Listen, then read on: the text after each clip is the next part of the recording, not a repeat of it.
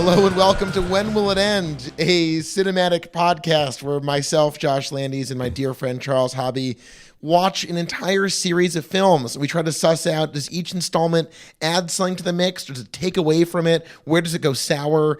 This is sort of a bonus ancillary episode to close out our Shrek series. I think we're both experiencing a level of like deliriousness around the Shrekiverse. It was sort of fun up until earlier today when we have really now, we haven't even gotten to 100% of the Shrekiverse. We're done. I'm done. It's gotta can't be do over. it anymore. It needs to be over. It's so bad. We've like reached the limit of Shrek. Even like we're watching just stuff that should be good, but maybe it's bad because we've seen too much, or maybe it's just all marketing bullshit. We don't know anymore. It's At this so point, hard to we're say. watching like bonus DVD features, ride Christmas, Halloween videos that played before amusement park rides, like holiday specials. No, this wasn't even before. This was the holiday. This was the theme park attraction. It's Shrek was a big part of. We also just started to watch some dumb YouTube video about some guy making a 10-minute video about why Shrek the Third's the worst. That was a 25-minute video that says the Shrek the Third is the worst Shrek movie. He's a fucking He's ass. a fucking moron because we just watched truly an unbelievable amount of Shrek, and I really think the only truly salvageable moments of the franchise really come in 3. I don't know if I go that far. Certainly the best parts. I think Shrek 1, 2, and 3 all have salvageable moments, but Shrek the Third is, I would watch that again. Yeah. Well, look, in our last episode, we talked a lot about Shrek the Musical, which we watched. We did. We closed out our last episode with a lot of discussion of Shrek the Musical. No, we didn't. Yeah, we did. Puss in Boots, we talked a lot about watching Shrek the Musical. Oh, I see what you're saying. Yeah. I thought you meant we already discussed Shrek the Musical. This is where we're at. Your brain's gone fryo. I know, and it's you whose brain has gone fryo. No, I just misunderstood what you're saying. My brain's not fryo. You're being such an ogre right now. No, I love that. Yeah. Thank you. I want to be an ogre. You're being such a donkey. Ogres. I feel like a donkey. Yeah. I want to just say that we're following this record by the most calming way to cool down from feeling fucking insane, which is watching Serenity, the Matthew McConaughey, Anne Hathaway smash. It's taken over the Oscars. I feel like it's just going to say McConaughey, who gives a shit? Hathaway, right. Clark, Fish, Justice, the tuna named Justice. Anyways, yeah, so we watched Shrek the Musical, and we decided to compile the musical episode and all of the truly overwhelming like onslaught of bonus features into one episode. This is all the extra stuff. Right. We were thinking of doing 2 episodes, but we're like, crazy. We're feeling overwhelmed. What are our listeners going to think? Also, at this point, Shrek-isodes. We have stepped so far outside of the series with all of this that to suggest, neither of us wanted to suggest to our listeners that you need to watch the 24 shorts that accompany this movie series. Can we just say it up front? When will it end? When will it fucking end? It ended. It definitely ended. It's fucking over. It ended in 2011 with Shrek Forever After. Puss in Boots isn't a part of it. None of this bullshit, this fucking Yule log, this thriller, all this shit that's just Halloween like stuff. Using Mike Myers' fame and Eddie Murphy, all these people just to make a quick buck from the holiday times.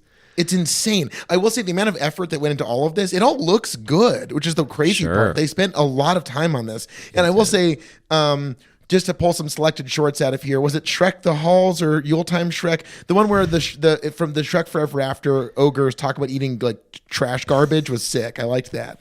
And I liked that the gingerbread man's story of Christmas is a horror story where Santa eats his girlfriend in front of him at Makeout Point in Gingerbread Land. Sure. That was great. So there are some highlights. I think, honestly, I want to spend a lot of time talking about the musical, but I do think the Shrek 4D, which is you can watch on Netflix, it's called The Ghost of Farquaad. Watch it in 2D so you can just imagine what it would be like to watch it in 3D and 4D. I think you can really see what they were really stretching for with lots of like ogre hands in your face and like fireballs popping, and flying dragons. We did identify one major, I don't know if you noticed this, there's a huge disruption in the storyline in these shorts. What happened? So in Shrek Karaoke, which follows the events of Shrek 1, okay?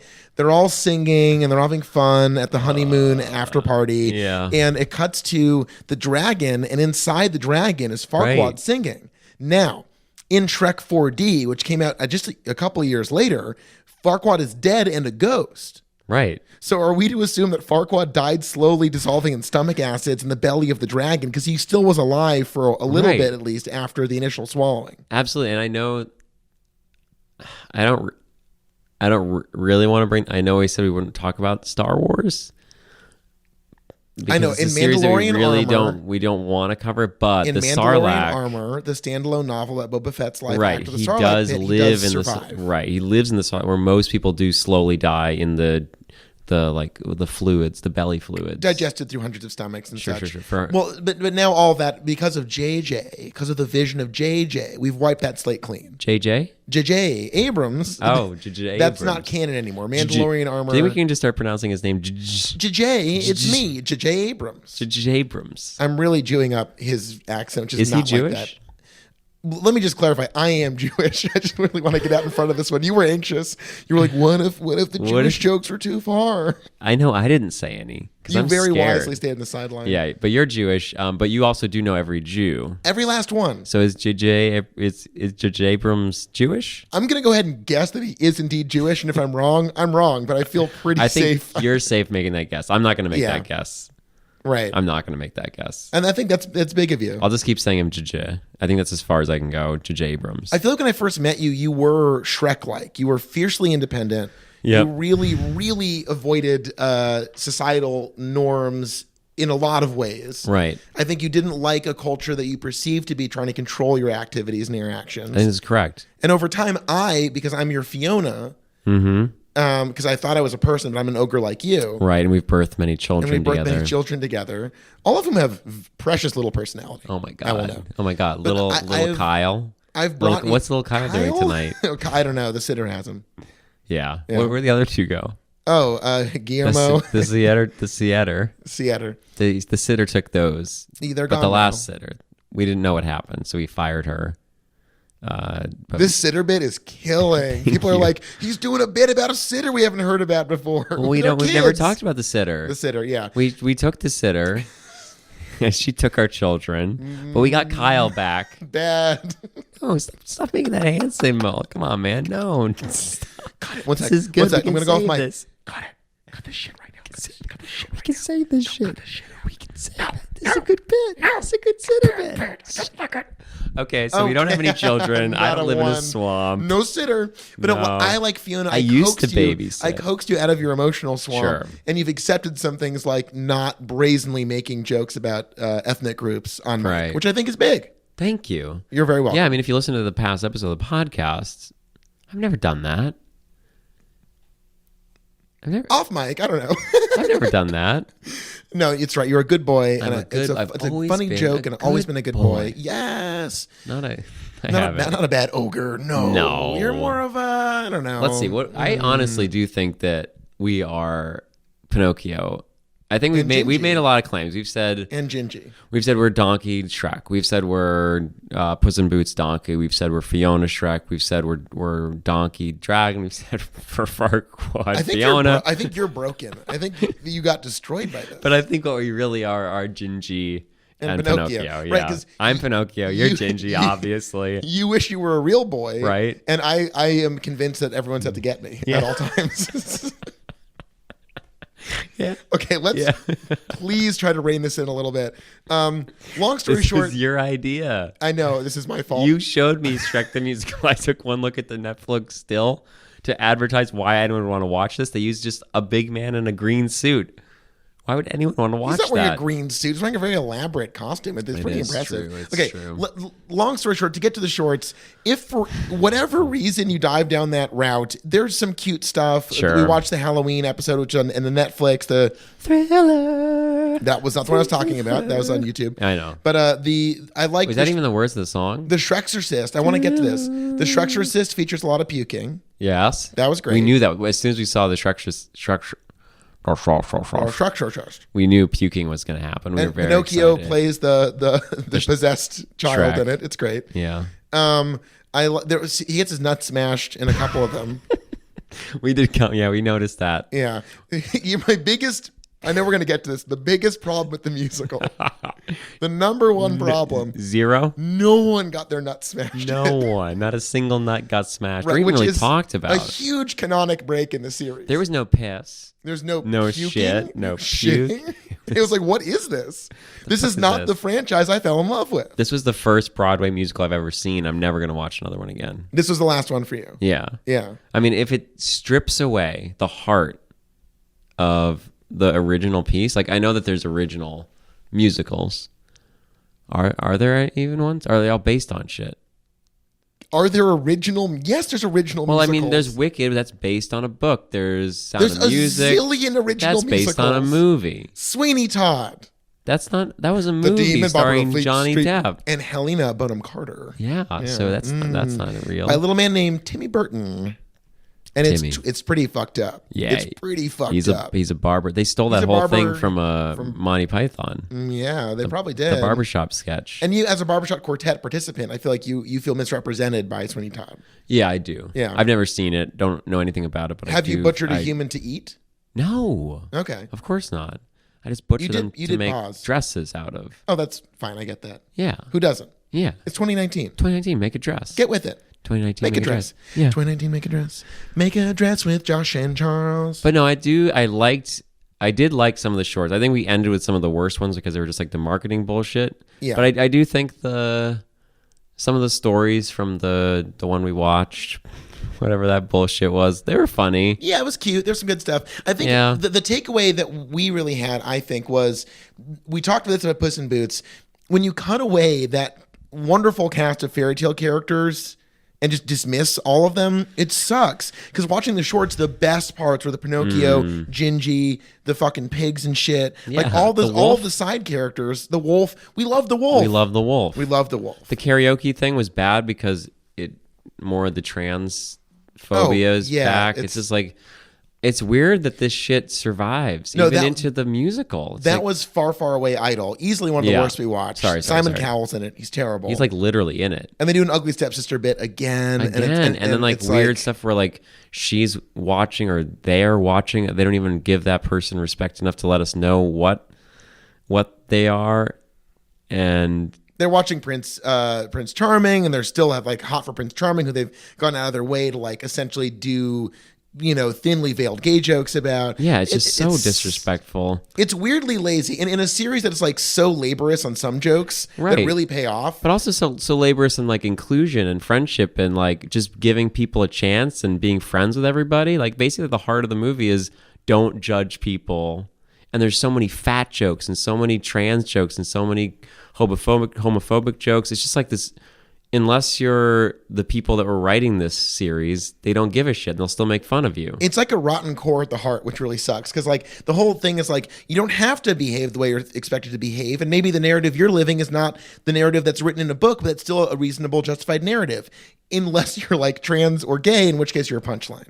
Which is like, it's so pernicious. Or fat. Like fat's like such a huge... There were 2 fat jokes in the musical in the same song within 30 seconds of each other. Well, I mean, we're going to work back to this right now, I guess. But like the musical, like they use the T word in the musical. Yeah. And like they take with the wolf dressed in the grandma's clothes, they make like a pretty crude joke very early on in the story. And like, I guess I was kind of taken aback by that because the musical is very successful. It's Broadway in a way that's a much bigger stage than like, the side character in Shrek the Third or like a DVD extra. Yeah, and they use a word that like I don't want to use in the podcast. Yeah, very early on in the musical, and it was like even really weird. Even if it's like they try to say, we were just like commenting on, because their whole like one of their biggest catchiest numbers is like let your freak flag fly, which. You had trouble saying hard to say 3 times fast. Freak flag fly. Yeah, it's okay. Freak flag fly. I've been freak practicing. Flag fly. It's a little hard. A lot of F fly. sounds. Freak flag fly. I'm doing great. You're doing great. God, you say it. Freak flag fly. Okay, so in the song, let your freak flag fly. See, you just fucked it up, man. Fuck. It's hard. I'm not going to give you shit for it because it's hard. But anyway. Thank you. Supposedly their whole voice is they made this whole subplot, which wasn't in the first film, about like the freaks coming together and fucking up with the Farquaad. So the freak flag flying against Farquaad. It doesn't extend to people who, I don't know, it's just weird. They just like are still, even if they're like, we're just making a comment on people that are transphobic, you still don't use the T word. It's also in not the funny. song. It's not inherently funny. not funny. Like, No. if the joke is that, like, even a werewolf in a fantasy land is subject to, like, weird bigotry for no other reason than a punchline, it's like, that's not... Yeah, and the as audience shitty. laughed, too. Like, Yeah. it got this pause in the song. Like, the music kept going, but no, like, there was enough room for people to laugh at it. And it's like, if it wasn't in the musical... no one would notice. It wouldn't matter. There was some funny stuff in it. I don't know. It's just it's weird to think of like that, I guess, hit the stage and that 2013, production right? that we watched in 2013. And I'm very excited to live in a world where maybe we just like don't write those jokes into stuff. Right. Well, that's the thing is it's just been we've noticed it the whole time. It's been a part of the series. It's like and one of the dirtiest part of the Shrekiverse. And then now that we're exhausted and like sort of furious with it, it's like even worse. Right. It just keeps coming up. What was it? Shrek Forever After was the only movie where they didn't have weird homophobic or transphobic jokes in it. I'm trying to. We'll have to listen back. But look, so long story short. Anyway, it's disappointing. It's disappointing. And there's two different things we're talking about here. The shorts, which is all this ancillary stuff, which like, theoretically enrich the world of the Shrekiverse. I would argue they get into hijinks and different holidays. If that sounds fun, I don't think there's a lot. Like, again, other than like Gingy providing his world, which is the most fascinating world in all of it. He deserves a spinoff. Oh my God. Honestly, if they were to say, we're making a Gingy Nokio spinoff, if they said we're fucking going to do 6 seasons of a Gingy TV show, I'd fucking buy the DVDs in advance. and I love that his name's Gingy. It's not great. the gingerbread. He's like in the credits as Gingy now. Gingy! Oh boy, I can't tell which one you are, if you're Pinocchio or Gingerbread Man. They're kind of the same in some But they're ways. voiced by different people. Oh. Except for the pigs, they're voiced by the same man who does the Gingerbread Man. That's amazing. What a job. What a life. What that a man he leads. he wrote or directed the second one or some it's bullshit. crazy. Like, you did great as the Gingerbread. Want to write the next one? I think that's how it works. Sure. You played a good bit character in the first movie. Why don't you run the franchise for a minute?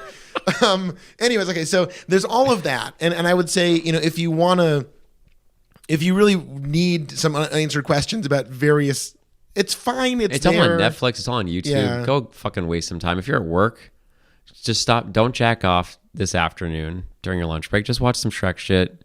Yeah. You might even still have time for a quick one. That was good. Yeah. So long story short, I don't think any of that was essential viewing. Or a podcast. We can probably cut this first part of the You can just not listen. I think what we really want to get into here is the musical, because the musical presents a retelling of the first movie. Right. And I thought it was very interesting. I think I think you were setting this up to be a big battle I don't think I feel that strongly about the musical. I don't either. What I would say is that mostly I found the music to be either forgettable or not very interesting. And I did think some of the decisions in storytelling were much more complete than Shrek 1. Yeah. Which is not that hard to top. No, I think agree with you. In the musical, they really get a lot more into Farquaad in a way that I think I loved. I loved Farquaad in the musical. I think in the first movie, he's like, I have a perfect kingdom, but it must be king, so I'll marry a princess. Like, that's it. Right. And it was really riffing off of like just fairy tale shit. Like, oh, here's the king. He's in a king. He wants to be a king. Here's how he becomes a king. And in this, at least they give that character some motivation or some context for any of his behavior. Yeah, we meet his dad, the dwarf. Yeah, the dwarf. This is so crazy. I've been saying dwarf my whole life, and then you're fucking popping. You're popping the mic. You're saying dwarf. Can you try saying it right? Dwarf.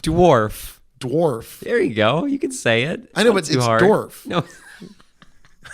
Are you thinking of that weird 50s dwarf on golf video? Oh wow! Oh no, that's not 50s. That's that guy. It's like 70s. Well, hey, guys on his knees. You're doing it. That's like the comedian who's like the fake Norwegian guy who was like he would golf on his pretend knees. to be exactly. The guy who plays Farquaad in the musical is on his knees for like 90% of the musical. It's crazy. He did great. Anyways, yeah, his dad is Grumpy. But that's the thing is we learn things about Grumpy Farquaad, the dwarf. Yes, what Charles said. Yeah. And I liked that. I thought that was interesting. So here's what let's spend a lot of time talking. I think the musical, even though I don't think it's going to be as contentious as I want it to be, because I'm going to take a hard stance that it was not. It added some things, but ultimately, well, here's the thing. High school. Think of me in high school. I'd rather not. No, please do. Think of me in high school. Bowler hat, vest. No, I wore like. Well, I used to. I wore sweatpants to school in like elementary school and like maybe 5th grade, 6th grade. That's the line where. Right, too old. Well, I'd say if you stopped there, you'd be okay. I think I did it too old. But anyway, I got Okay. pantsed once and got really embarrassed. So I stopped wearing sweatpants after I got pantsed on the school bus, even though no one saw me. Were you sitting down in like a bucket seat thing? So I was, it's like I was standing, but the seats are really tall, so no one really could. I was by the window. So it was me and this weirdo. I don't even remember who it was. Isn't that weird that I blocked this out of my memory? No, it's not weird at all. It was a traumatic moment where you were humiliated. Yeah. So of course you. So I was standing up talking. I was supposed to be sitting down because the bus driver always tells you to sit down. I was standing up talking to my friend in the next seat in front of me, and this little dickhole just rips my pants down. Lucky I was wearing those tighty whities, so no one saw my dick. Thank God. Yeah, only like 8 people have seen my dick. Total? Yeah, total. Okay. So luckily, but even if he had ripped everything down, like only he would have seen it because I was. Why are we talking about this? Just came to mind. Okay. I was protected by the seats. The seats are so big. No, we got that. Yeah. No one really would have seen it except for him. Let's get to the. Anyway, high school. I don't remember what I was talking about. High school. Okay, I'll try to salvage this. Okay, one of the best parts of the musical that I liked a lot was that we see Fiona's life a lot more, and we see like young Fiona, like teenage Fiona, and like adult Fiona. That was nice. Yeah. I thought Cameron Diaz. I think we agree. If Mike Myers is giving a very flat performance as the series goes on, Cameron Diaz has almost nothing to do at all. Right. And in the fourth, when she has more to do, she is just not. It doesn't land for me. In this, I thought Sutton, what's her name, the wonderful actress playing Sutton Foster, who plays Fiona in the musical, I thought was great excellent. Pull, man. I don't know any of the names of the actors. I remembered some stuff from earlier. Great. Because Allison, my girlfriend, was a big fan of Sutton Foster, and she's in Bunheads. I haven't seen it, but I just remember the guy who played Shrek has 4 names. That's all I noticed. And Darcy is one of them or something. Yeah. There's like a good D name. apostrophe. Yeah.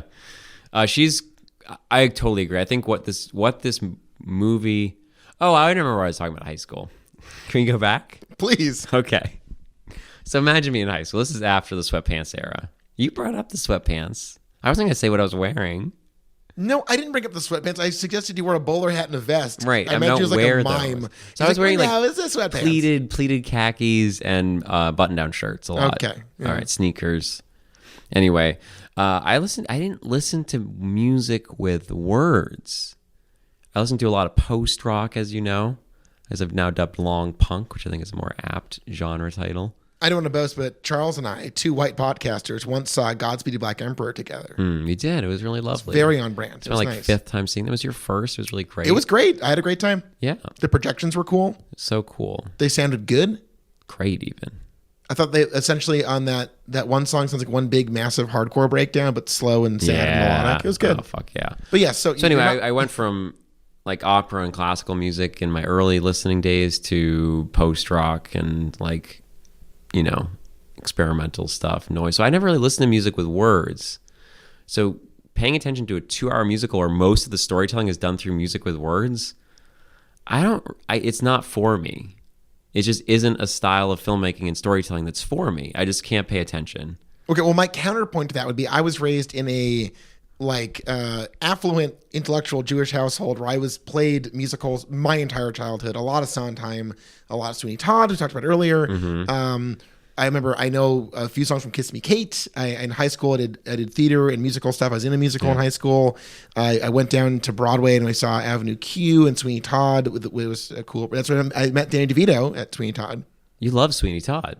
It's the one musical I would say, without a doubt, if you don't like musicals, listen to the original cast recording of Sweeney Todd. It's an awesome story. The music is like brutal and devastating. It's an amazing piece of work. You talked a lot about your barber today too. Yeah, I did. You love barber stuff. Well, I think there's that intimacy of the barber, and actually, we watched in the shorts, the Shrek shorts, if you remember, right. in the Gingy's Halloween special, he has the Muffin Man make him the bride of Gingerbread Man, right? And played by the great Christian Shaw, who's fantastic. And she shaves him, remember, and then she holds the blade to his throat for a minute. Yeah. And isn't that life? You put your life in the hands of someone with a sharp object, and you just trust they're not going to slash your fucking throat open like that scene in The Untouchables, and just the blood goes. Yeah, that was the exact Foley work.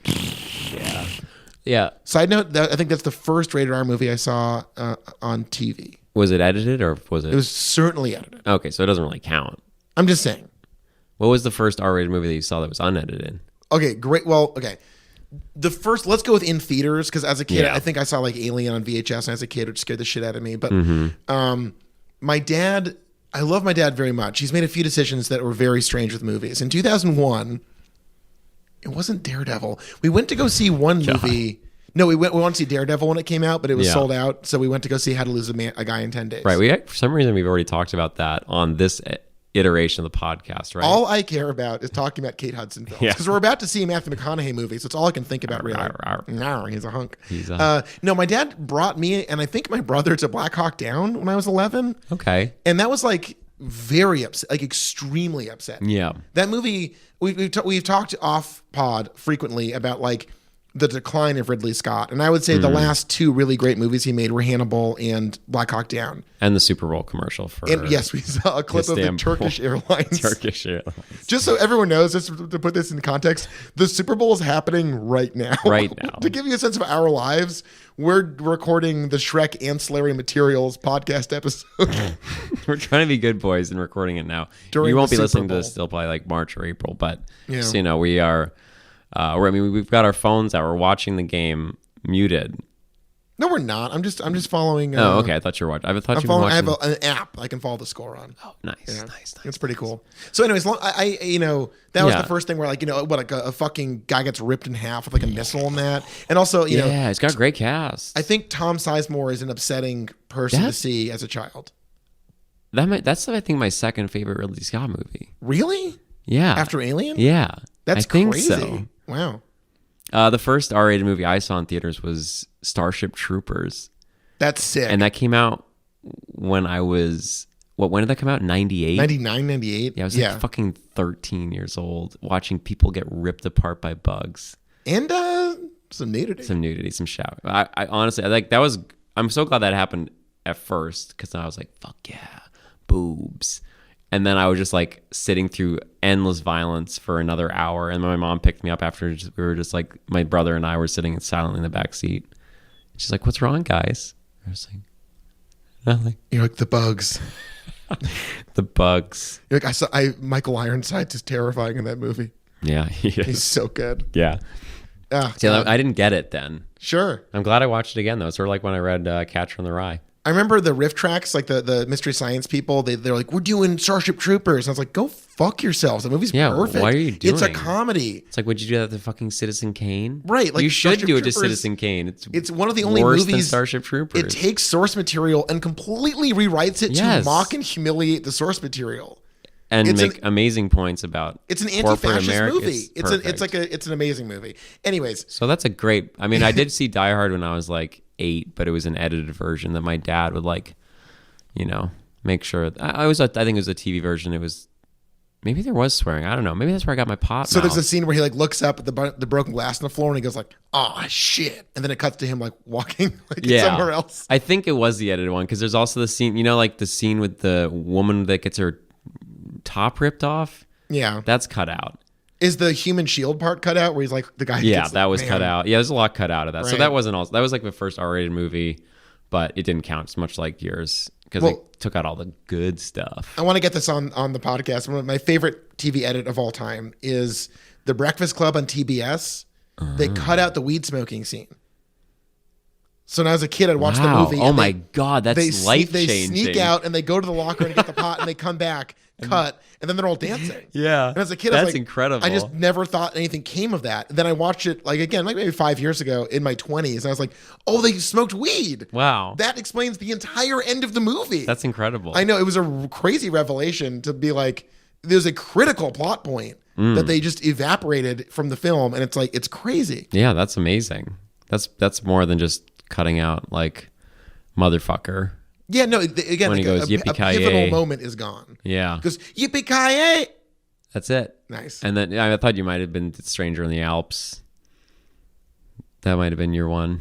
It wasn't Stranger in the Alps. I like we're doing a little bit of possible foreshadowing right now. Wink, wink, wink. Oh, you know The Big Lebowski? The porn movie? See what happens, Larry? See what happens, Larry, when you find a stranger in the Alps instead of fuck a stranger in the ass? You haven't seen that? I have not seen that. No. Oh, it's it's like one of the most famous TV edits. Well, there's... See what happens, Larry? See what happens, Larry? See what happens when you find a stranger in the Alps? Okay. See what happens, Larry? Yeah. I remember in Scarface, it's how'd you get that scar eating pineapple? Yeah, it's good. That's good. That's real good. Yeah, it's good. Anyways, Shrek the Musical. What do you think would be the TV edit for Shrek? I don't know. Well, you talk about editing. In this movie, I know like we had talked about it beforehand and we were like a little wondering how they were going to play off some of this. The lack of Smash Mouth in this movie. Oh my God. I know it sounds like we're doing a bit, but honestly, to go back to the first episode of this podcast, swinging. When Shrek opens with like the fairy tale, a poop joke, and then he kicks the door open as Smash Mouth starts blasting. It's literally kicked the door down. Thrilling. Yeah. You're like, I'm in. I get it. We were watching it. It doesn't start off with the story fairy tale. It starts off with the history of Shrek. Which is interesting. I think we see more of ogre life. I think. Sure, I guess. But we didn't need it. If the point of the podcast is to say, how do things in this world of film, in this series, tell us more, I think if you're interested in a different version of this Shrekiverse, it does give you a lot more in the musical. That's true. Everyone's emotional beats are much more thoroughly telegraphed than in Shrek, where almost nothing is explained to any satisfaction. That's true. We're going to talk about it matters. No. Anyways. We'll talk about it. But I think it's true. Like, as soon as that was over and then, like, it cuts or not cuts because musicals don't cut. Like, they did some amazing set change wizardry. It's a multi-million-dollar, it must have been. Oh my production. God, yeah. But anyway, like, it cuts to the pivot, the thing that we know and love, the outhouse. One of the most iconic Shrek icons. I guess so. I mean, we were just watching in some of the bonus features that Shrek hides out during Shrek's Crazy Christmas Spectacular or whatever. He's like, I got to get focused. I'm going to go take a shit for like half an hour. Which is like, fine. Everyone listening, it's always okay to hide in the bathroom. Which one was it? Shrek 2 or Shrek 4 where he like goes and hides in the bathroom or like the tour bus comes by and they make fun of him while he's in his shitter? Like I think 4 because he's trapped in the cycle of his life. Yeah. I think the outhouse is one of the most iconic scenes, like setting places for Shrek. Well, because in his little estate, so to speak, there's his house in a tree trunk, and then up on a hill, like the most visible part of the Shrek landscape is his shitter. That's where I'd put it. Yeah. If I had that land. That's where I'd put it there. I sink him there. Yeah, I'd make a little like koi fish pond, maybe in front of the house. Put some shrubs around the house. But the shitter definitely goes on that little hill. There's an episode of Scrubs where there's just a toilet on top of the hospital, and everyone loves using it. Yeah. I would go well out of my way to make. If I ever become incredibly wealthy, I will make a bathroom like that. You'll make a hospital and then put a shitter on top. I would build like a glass box on top of my house where I could just shit on a roof and have no one there, and I just like look out for miles. Everyone could see you.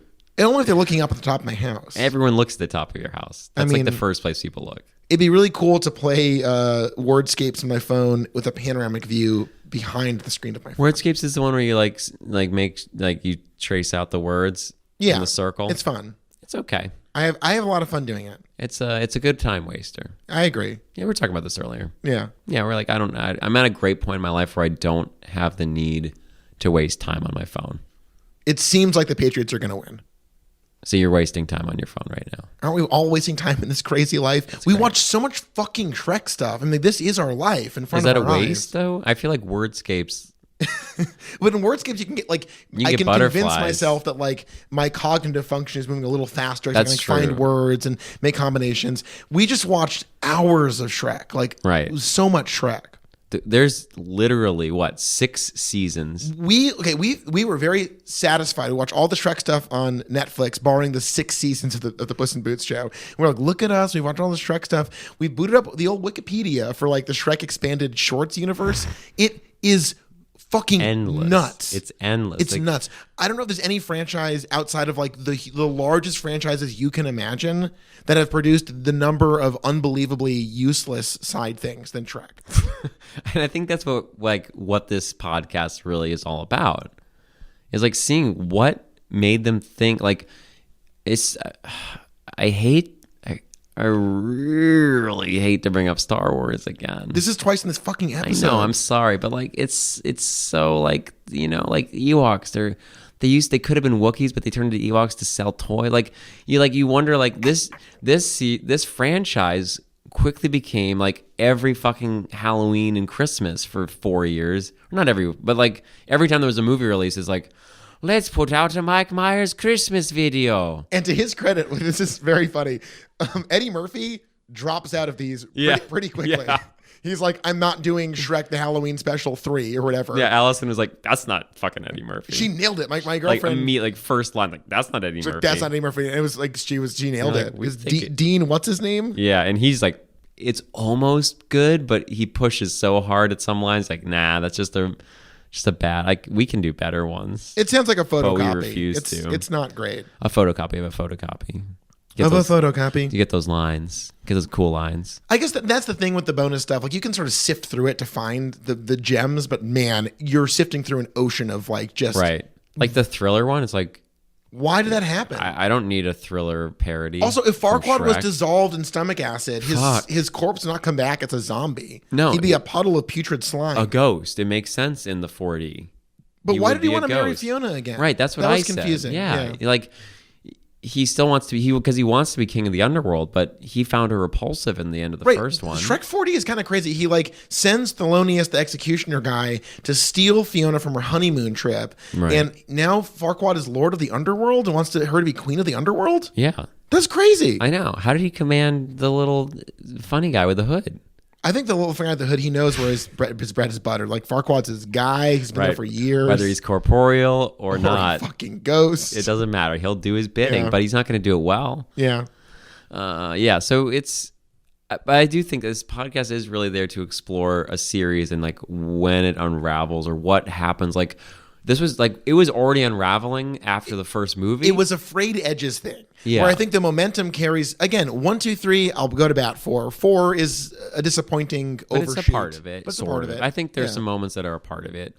But all this stuff on the side, like, it's a deluge. But like, we're watching shit from 2004 that was already off the rails. Yeah. Like, who gives a shit? Like, just there to make money, put on a DVD, give Mike Myers and Eddie Murphy something to do. Well, if you thought they were shoving the movies full of pop culture references, the ancillary material, it's just like The Simpsons. Like, it's just every, or, at this point, I guess Family Guy's more apropos, but like anything they can cram the Shrek world into or vice versa, it's like they just shove it in. Yeah. It's like, what, they're all Christians?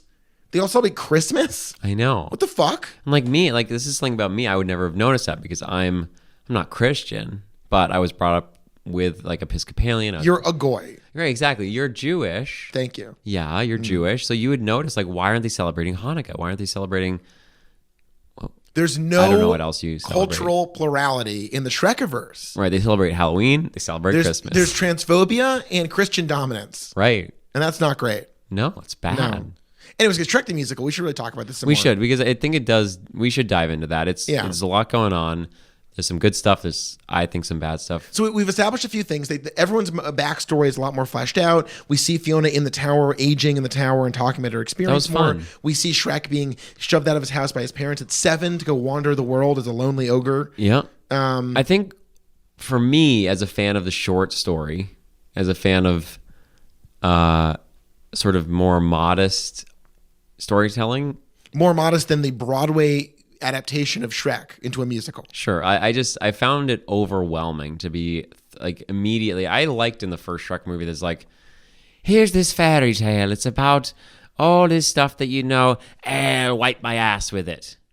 This is like, it's sort of funny because they're like, you're an ogre, go the fuck away. It was a funny little story, but it's also like, I didn't need to really get all this backstory. I sort of liked in the first one where we're just like, here's a Shrek. He hates everybody. We sort of learn through the beats with Donkey mostly what we need to learn about Shrek. I didn't need a backstory being like, my parents hated me and they told me I'm an ogre and everyone's going to be scared of me when I grow up and I'm an Irish grandmother. I don't know why I'm talking like an Irish grandmother. The idea of going into Shrek and being like, what we need here is a lot more explanation of what's going on. Like, I don't want to have my cake and eat it too much here. I liked some of the exposition that gave depth to the characters. I talked about Farquaad earlier. I think that was fine. That was great. I think so. I think that he was probably the one that was least characterized in the first movie. We didn't really get much of him, and I think that was nice to get a little bit more backstory for him.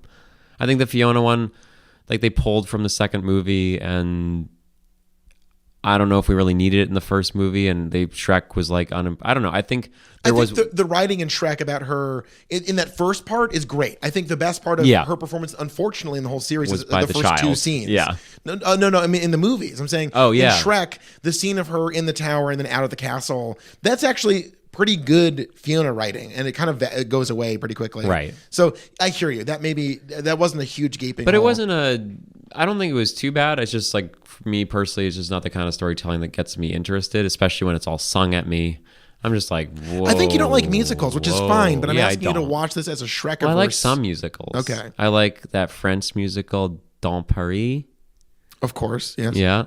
I like musicals where it's a little less like musical, or the musical it's like a meta musical or a realistic musical. I think you just have to like let your freak flag fly and get out there and really enjoy life really some well more. Said. Thank you. You did that well. Now there is a Puss in Boots cameo in the musical. Remember that in the background while they're doing their traveling montage? And again, the sets are gorgeous. I was really blown away at the stagecraft, and that is really fucking cool. Yeah, and like the detail, like knew people were going to be filming it. Like all the books had covers, and like they were tearing pages. Like it was, they did not skimp. Yeah, I guess like you were talking about this sense of like flogging the series to get anything out of it for these like endless holiday specials or whatever. The musical it completely stands alone. Yeah. I think the worst thing you could say about it is that, it's a musical, and if you find that to be tiresome, you don't see it. It's a musical. But again, I really think on par, I wasn't when will it ending it. I think I was like, you know what, this is a valuable interpretation of the first film. It adds a lot of stuff from the second movie, which is helpful. The Puss thing was kind of funny. It put you off. You didn't like it. It just felt like to me it was like, oh, here's this character that we don't know how to put into the movie. We'll just have him be on the road. But I will agree with you. I think especially being hopefully the last in the Shrekiverse. But if it's not, we'll still watch what's ever coming. We'll record. We'll let you know about it. But if it is the last, I think it's nice that they like did Shrek 1, all this shit, and then in 2013 they like made a musical version, and it's sort of updated. As you said, there's still some carryover of jokes that I don't think should be in movies and art in 2013. But overall, it's like a really fun way to end the series. I agree. Like reinterpreting the first one. Yeah, I totally agree. I think, again, if Shrek Forever After just is kind of a lot of, it has an unfortunate hollowness to it, which is a bummer. Yeah. This is ultimately, if you're going to watch, 6 fucking full-length Shrek features, this is a better conclusion than Puss in Boots or Shrek Forever After. Absolutely. So yeah. to its credit, I think, by looking backwards with this with a grander vision than the first movie, which is like, I mean, that's the whole joke. It's anything but grand. It's like so weird and like gross and yucky and like lowbrow, despite being in this fantastical world. This, I think, there could have been. Wait, hold on. What was the farting in? Okay, so the farting in the musical was great. Oh my god, I was just about to talk about that. There was great farting in the musical. The best farting. I think we complained about not being enough farting earlier, and we're fucking idiots. We were wrong. Right, that's true. The best farting in the. Listeners, this is on us. We'll just edit it out, man. We are in control. No. The blood's on our hands on this one. Okay. Attica. The whole world is watching. I will say that the best farting did happen in this. That's not even an exaggeration. There is a scene. So the scene that I thought was the best change to actually get us to understand the characters was the song where they're yelling at each other for like basically saying my life was more traumatic than yours. Both like being really ogreish. And then through a series of farts, they like learned to love each other, so it was basically, it took the place of the Eels montage, so the Beautiful Monster song where they like blow up the animals. It's a fun scene in the first one, but you don't really get a sense that they actually love each other. Here, like they're coming from a place where they're hurt, and through talking about their traumas, they actually realize that they're very similar, and then they farts into each other's assholes simultaneously, and I was like, you can't beat that. Which, if you're listening and maybe you're sexually unexperienced or have not had a lot of emotional intimacy in your life, that is the peak of being with someone. I've never done it. farting in someone's asshole. Well, they're out of your farting asshole. Yeah. into your asshole. I think Miranda July, I think that may have been kind of the spark of much of her work. Well, that came out before, right? We'll never know. Well, we will, because I was in college in 2005. It came out in like 2004 or something. The Patriots won. Great. Yeah. Go Pats. Go Pats. What was the score? 3-0? 13-3. What a Great. thrilling. Wow. Good, thrilling 4 hours. I would say we spent the day much better watching Shrek the Musical and Shrek ancillary films. And drinking delicious ass beer skis. Drinking some beers that Let me I brought. say this. You know, I wish Shrek drank more because I feel like he's Right. he sips in the martinis. He's the kind of guy like what I like about this is we're not going to get into the Marvel movies, but I like about Thor, the first Thor, which is like a gentleman's B-. It's like a very whatever movie. Yeah. But I love the part where he's just crushing beers. Yeah, he crushes those beers. You look at Shrek and you're like, this guy could fucking slaughter some beer. why skis. is he sip on martinis all day? Yeah. You're not classy, fucker. Yeah. You like bathe in shit. Have a beer. It's fine. Have a pills. Have a pill. Have some sort of like good German lager. Have a Hells. A Hellas. Yeah, a Helles. A Hellas. I don't even know what that is. Oh, it's a lager. Yeah. We should make a Shrek beer. We should make a Shrek. Talk to your bosses. I Make a will. Shrek beer. Guys, sit down. I have got $1 million idea. You got to get DreamWorks to sign on Hey, for it. speaking of eels, wasn't there some eels music in the musical? No. No. There was just some Fuck. acoustic guitar. You're Same like, thing. You nudged me like, eels. I was like, yeah, Josh, eels. You just But humor it me. really wasn't eels. But yeah, I think Who did Mark E. Everett guy piss off to really I drop know, to the ball? lose Yeah. the eels. Like he wasn't in any of the Is it 3 or 4 where it starts and ends with eel songs? 3. That was crazy. I think it was either 2 or 3. No, it's 3 or 4. Then it was 3. And that's 3 for sure. There we go. That's called Ben. deductive reasoning. Or we're both wrong. It's good possible. Yeah, that's true too. Yeah, I bet we're truly both wrong. never want to watch Shrek again. Oh, come on. That's not true. That's not true. Okay, but we do only have a little bit of time left. I do want to get into my biggest, I think, fall of this musical is Okay. that. Well, no, but I mean, for me, the real star and the heart of Shrek is Donkey and Shrek. Like, yeah, I mean, I don't think Fiona's given much to do, but I think that's because the filmmakers really wanted to. You gotta look at it, cynically, and just because Eddie Murphy and Mike Myers were like, they're big.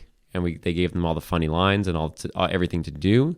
Or you could say they wrote a story about friendship, and that was like really what the vehicle for telling a story about a man who felt lonely and felt like everyone didn't like him, and he found someone that liked him. And that like it was through the donkey that he gets to explore the rest of the world. I think that's really beautiful. I really love that about Shrek. I thought Donkey in the musical was bad. Wow. Like bad. Okay, here's the thing. I agree. I think that performance was really hindered He's a by great few singer. things. A Great great singer. singer, some great physical work. The costume was great. Hoof work But is here's the thing. out of this world. The thing about the hoof work was fantastic. I love the hoofs. It's all about the hoofs. All the dangling and flopping. Oh my god, and he used swinging those of sleeves. hoofs. Like, do you think he invented that, or do you think the director was like, more sleeve, more hoof work? I think it's like you a lot of Excuse business. me, more hoof work. You there, sir. More hoof work.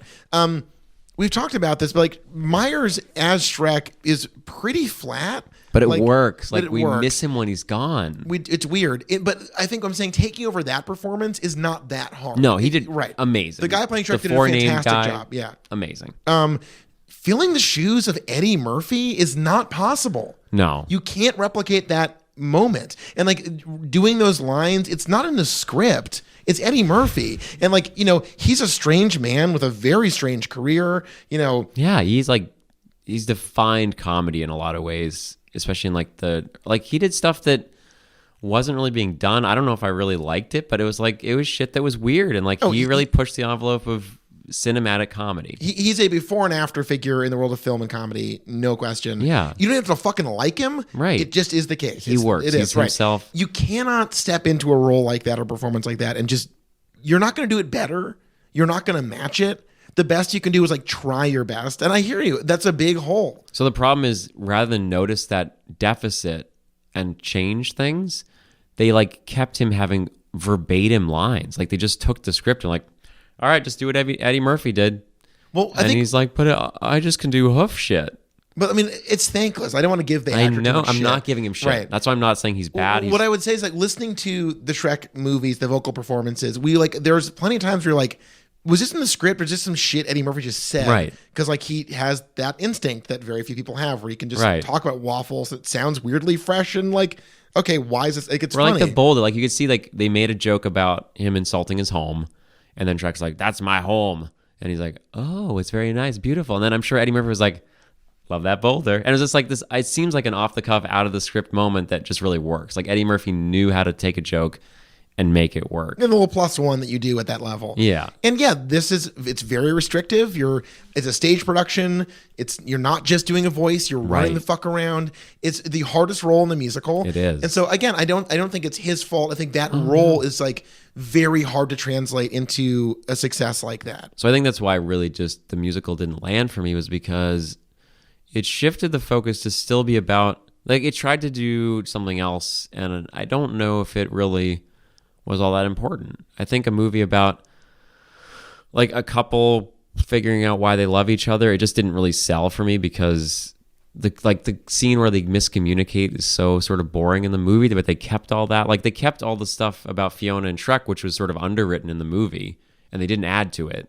They just took out the heart for me, which was the friendship between the donkey and the ogre. So it was like you have an anemic version of what I think is to be the most important, and then like a maybe beefed up version of something that sort of is like carries us through to the end of the film. So it's just like, and then you have all these people singing at me. I'm not paying attention to that. Charles did lean over to me a few minutes in and he was like, why are they singing? What's going on? Why are they doing? That's not like in the movie. No, it's not like real life either. We didn't learn about Duloc. I think ending the series. Okay, again, the musical for me didn't work for one reason: no nut smashing. I said it earlier. I'll say it again. It took me out of the whole thing. But no, we never learned about Duloc. That's going to be a thing that's going to haunt me for the rest of my days. For the rest of my goddamn life. Yeah, no Duloc. I woke up in the middle of the night the other day, just terrified of death. Is that related to this or just it happened? Well, no, but now I'm going to be like have those moments, and I'm gonna be like, oh god, I'm going to die one day, and now I can also say, and I'll never know what Duloc means. If you know the joke, please tweet at us.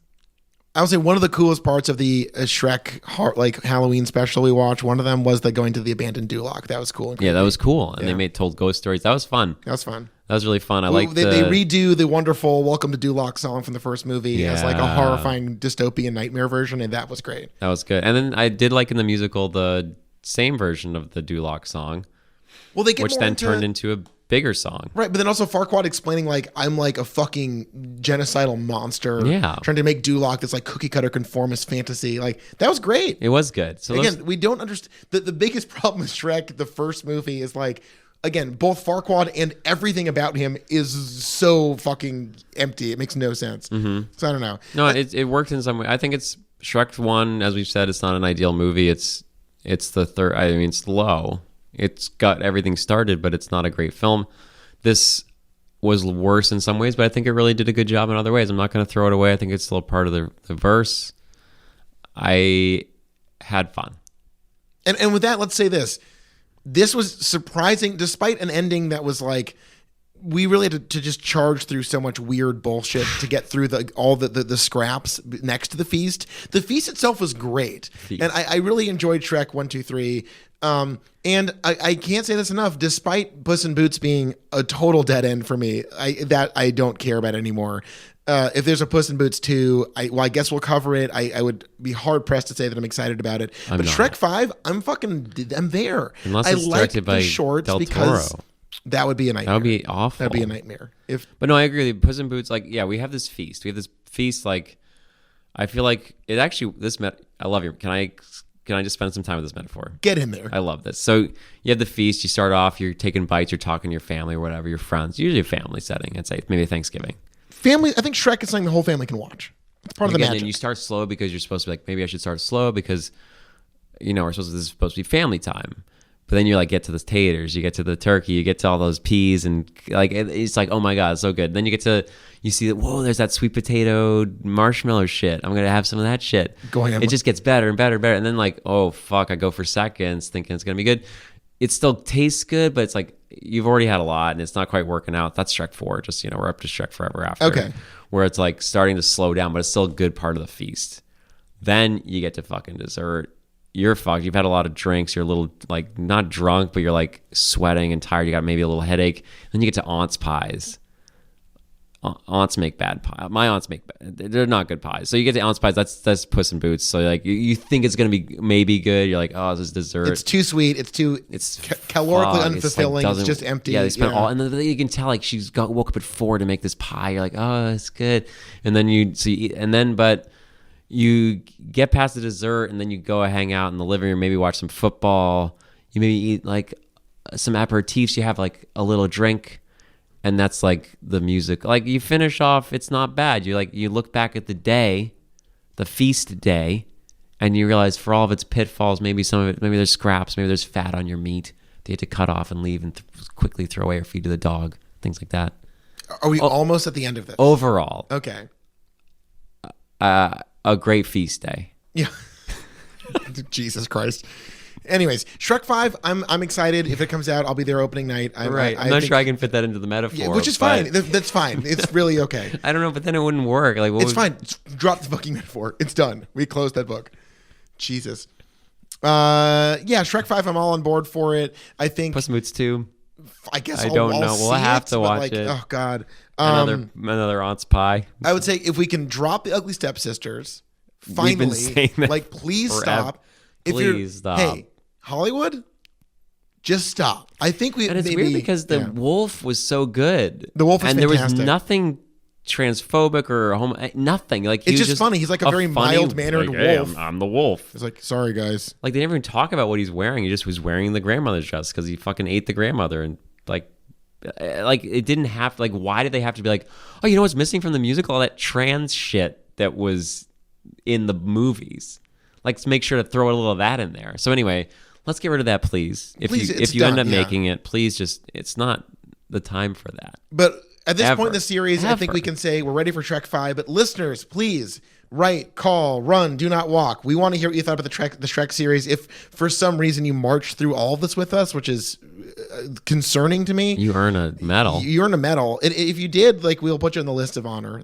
I've just invented that. The list of honor, the honor list, what the honor fuck? roll. How do they prove they did it? Shut up. What the fuck is it? You got to talk to me about the list of honor. You have to write in a piece of paper, I watched all Shrek films and assorted ephemera and related. Mail it to us? And mail it to us, to our P.O. box. We don't have a P.O. box. We'll get one. We're not going to take a photo and email it to us. Please. Anyone can do that. Please. But do that. You wouldn't lie to us. No. It's like the Beyonce and Jay-Z. They're like, if you're vegan for 22 days, you get to go to our concerts for the rest of your stupid life. You're in now. Congratulations. Like, I know. It's been a year. Like, how can I prove to them? I could write, I watched all the Shrek shit and send it to Jay-Z and Beyonce. With all this being said, Shrek is done. We did it. Congratulations. High five me. We finished the first full run. It's time to announce our second series. Yeah, I think this is going to be exciting. And I'm really looking forward to this. This, I think, seems obvious at first, but I promise you there are more than you think, and you haven't seen all of them. Because I have not seen the fifth one. I have. I've only seen the first 4. Great. But our next series is going to be Die Hard. Die Hard. We're excited. We've talked about a little bit, tiny bits. We've never done Die Hard before, even though I wanted to sort of do it in our other podcast.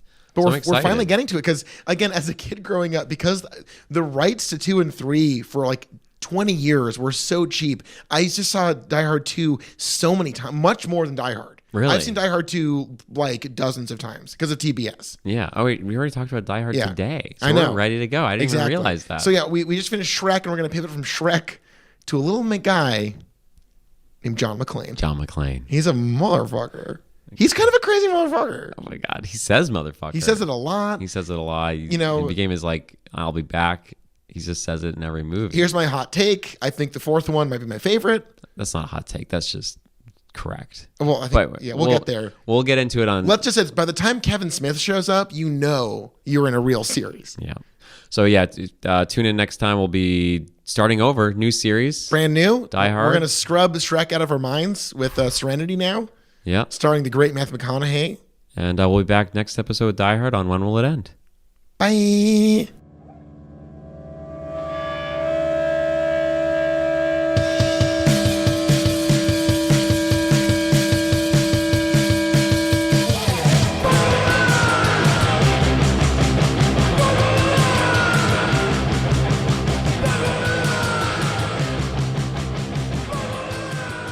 That was a Josh and Charles Productions.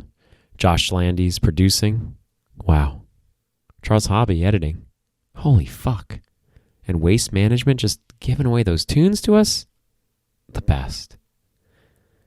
At WWIE Podcast, Facebook, Twitter, Instagram. You can like and follow us there. You can get us on iTunes. Please give us a nice review there. And you can send us an email to wwiepodcast@gmail.com to, who knows, send us your ideas. Maybe we'll take them. Ask a question. Who knows? Maybe we'll answer it. That's it for this week. Talk to you next week.